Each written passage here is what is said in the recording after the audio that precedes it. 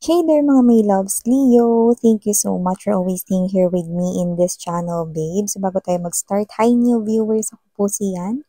Welcome at sa mga returning viewers, thank you sa inyong walang sawang support and love for me. And yes, kung hindi nyo pa meron pa po tayong other channel, link is down below sa ating description box. Kaya naman, if interesado kayo na tumambay din dyan din, kita-kita din po tayo there, no? So meron din tayong mga daily collective readings na ina-upload doon. Kaya kahit anumang zodiac sign ninyo, pwede kayong makinig at manood. Basta just take only what resonates. And yes, wala rin po tayong gender dito. So, babae, lalaki, LGBT, everybody welcome. Pwede nyo rin pong iswitch yung roles if you want since ito ay isang general reading. And at the end of the day, palagi po kayong may free will na free nyong gamitin anytime, anywhere. So, let's go ahead and check these messages right here for you, Leo. Thank you so much. Archangel Michael together with the angels and gods. Can we get messages right here for Leo, please? What does Leo needs to know? Leo.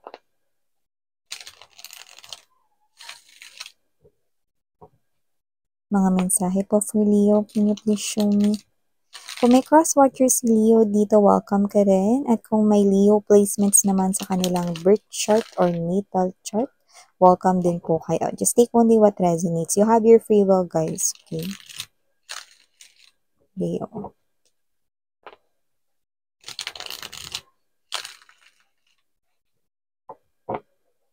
Okay, get Getchings ang energy. Let's see what do we have here for you, guys. So, Leo, meron kayo ritong Page of Coins energy. Nandito din po for you guys ang Five of Swords. Present din dito ang Ace of Swords energy. Andito din Empress card energy, Tower, and we also have here the Two of Coins energy. Bottom of the deck here for you guys, just discard World card energy and the Moon. Three major arcanas right here at the bottom of the deck here for you guys. Leo, unahin na natin yan. Something here that you do not know but you could be already feeling it. So, nararamdaman nyo na ito ngayon. So, nakikita ko dito mga babes, no, na meron ditong mga aapak or tatapak sa new chapter ng kanilang life. Kung saan, may mga ikakasal na rito mga babes at nakita tayo dito ng energy na kung single man kayo at feeling ninyo hindi na kayo may kakasal ever din, nagkakamali kayo.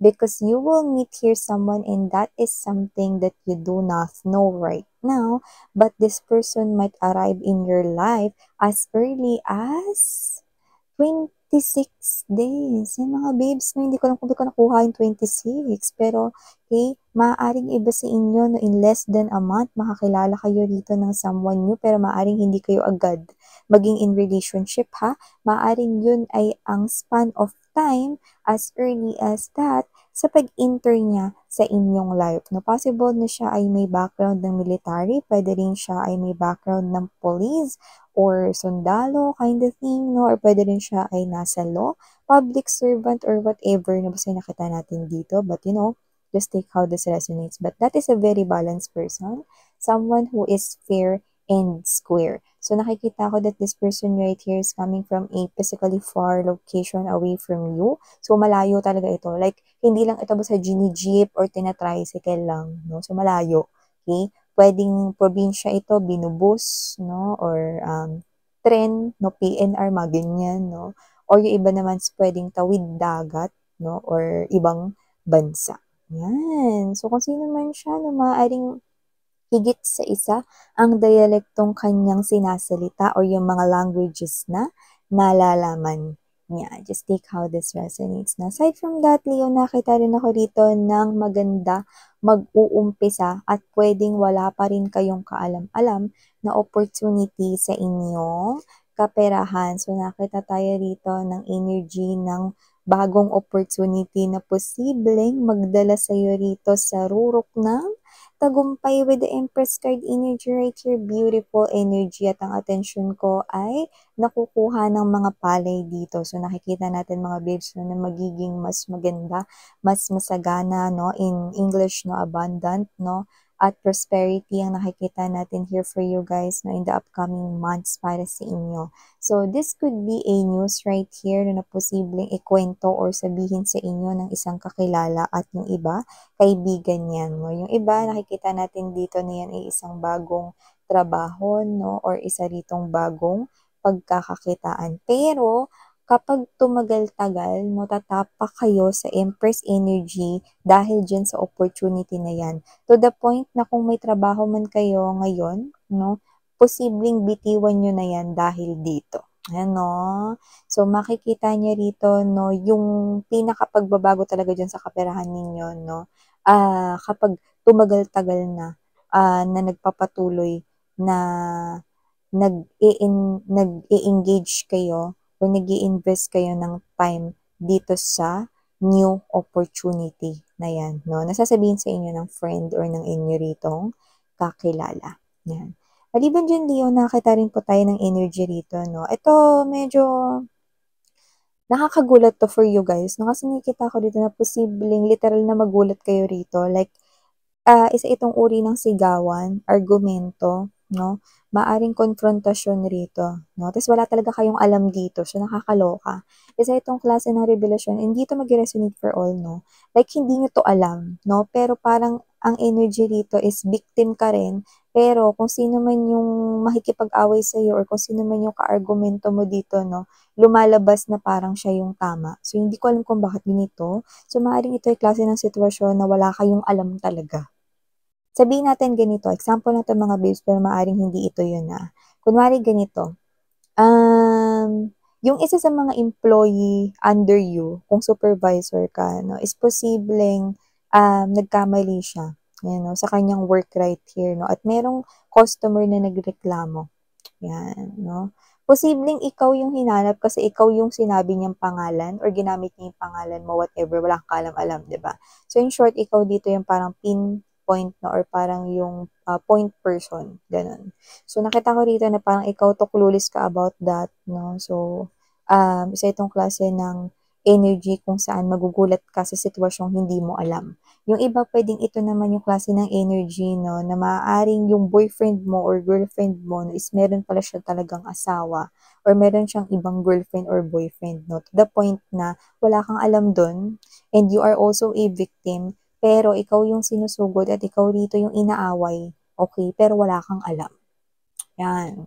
So, in short, no, maaaring ginawa kang third party ng iyong person, no, at posibleng hindi mo yun alam, no. And please, please, please, please, that message ay hindi mag-resonate sa lahat. Pero dahil nakuha natin, binanggit natin mga mahal, no, kasi maaaring may mga tagapakinig at tagapanood ngayon na posibleng iyon yung inyong situation. Okay?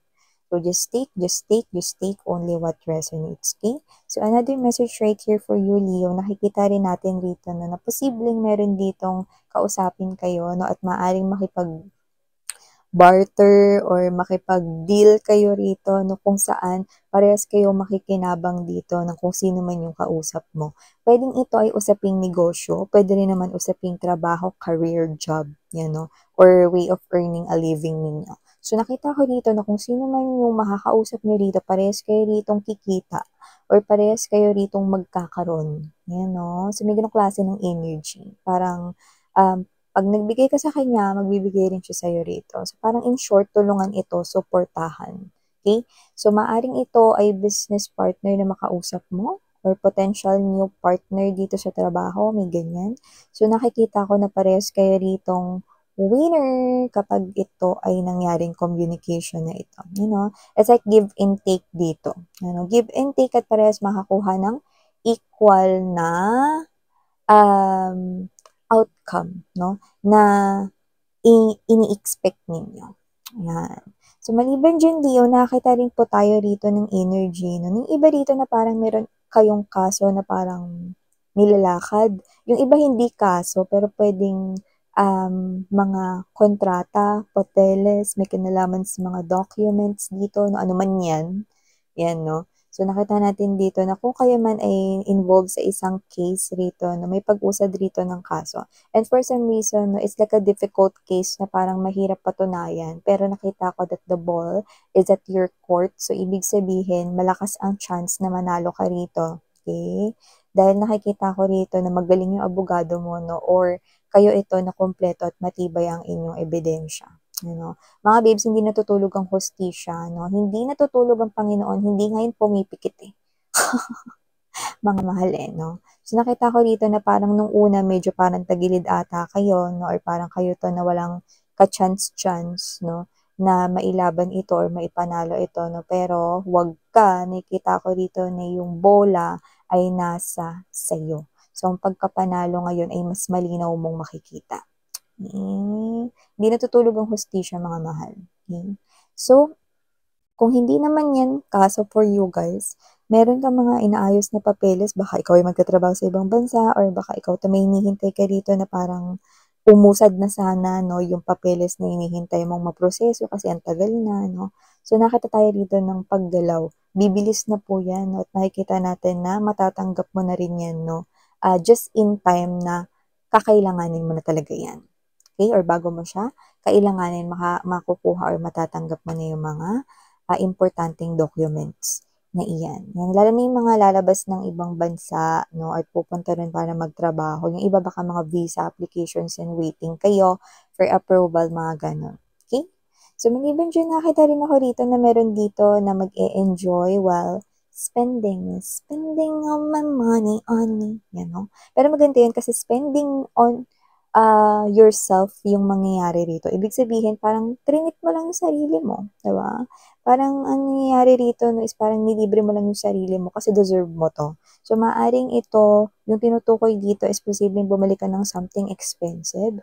Pwedeng yan ay bibilihin mo no, gamit ang iyo ditong Christmas bonus or yung 13th month pay. Kung ano man yan, pwedeng yan ay medyo mahal.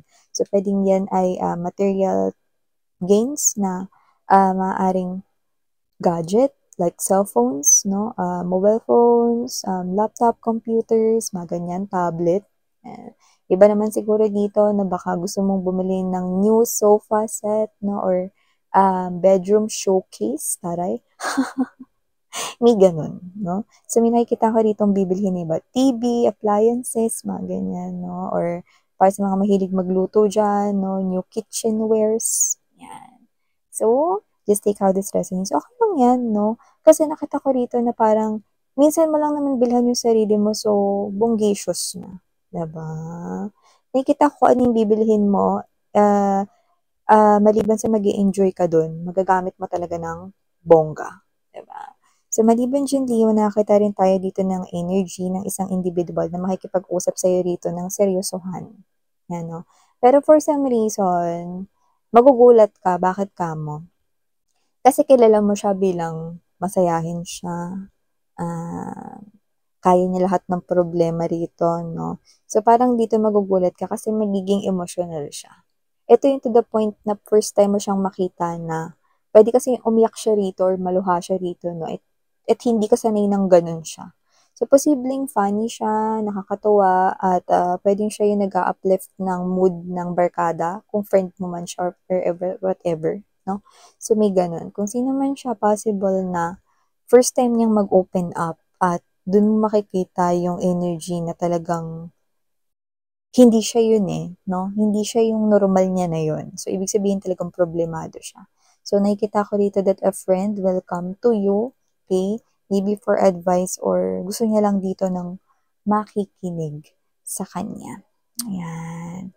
So, something exciting din ang paparating sa inyo with the Tower card energy. Nakakita ko dito ng travel kung saan, mga babes, no? Mag-e-enjoy ka talaga. At mukhang hindi ito mangyayari ngayong December, no? Maaring ito ay mangyari bago mag-third quarter ng 2025, syempre, no?